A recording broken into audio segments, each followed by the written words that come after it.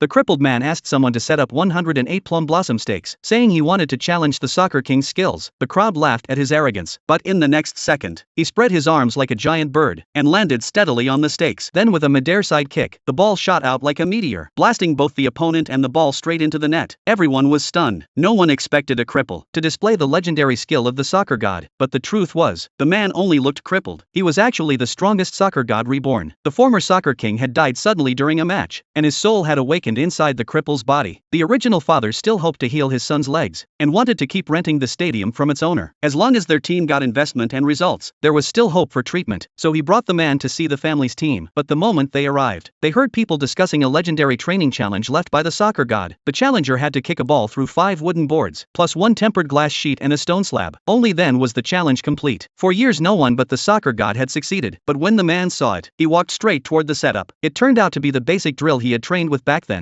Thinking of this, he launched a shot, and the board shattered like tofu under his strike. Meanwhile, his father was negotiating with the stadium owner, but the owner wanted to curry favor with a spoiled rich kid, so he demanded their team face him directly. If they lost, they would hand over the stadium with no conditions. Seeing how arrogant the rich kid was, the man immediately accepted the challenge. The first contest was food kicking. Whoever could kick food into the goal without damage would win. The first food was a watermelon. Their own player managed it easily, but the man immediately saw the next attempts would surely fail. Sure enough, when his teammate kicked a tomato the same way, it turned into mush. And facing the final egg, the player had no choice but to give up. He didn't believe the rich kid could do it either, but the spoiled brat smugly ordered all 3 foods placed together. With one stomp, the watermelon, tomato and egg all flew into the air. The egg landed perfectly intact. The whole crowd was shocked, but the man only sneered. After losing the first round, the second was even harder, shooting through paper cups without touching them, with unlimited attempts, but the fewer shots the better. The rich kid only needed 2 tries to send the ball in without hitting the cups. The spectators were stunned, and the players lost all morale. To protect the last hope of his son's treatment, the father stepped up himself. The rich kid mocked him, saying if he won, their team would count as the victor. The father's fighting spirit was ignited, but when he lined up his shot, he realized no matter the angle, he would always hit a cup. In that critical moment, the man spoke up. Today the northwest wind is strong. Aim at 10 o'clock, and use only 30% strength. The spoiled brat scoffed, claiming there was no way 30% force could make the shot. But the father chose to trust his son, and followed the advice.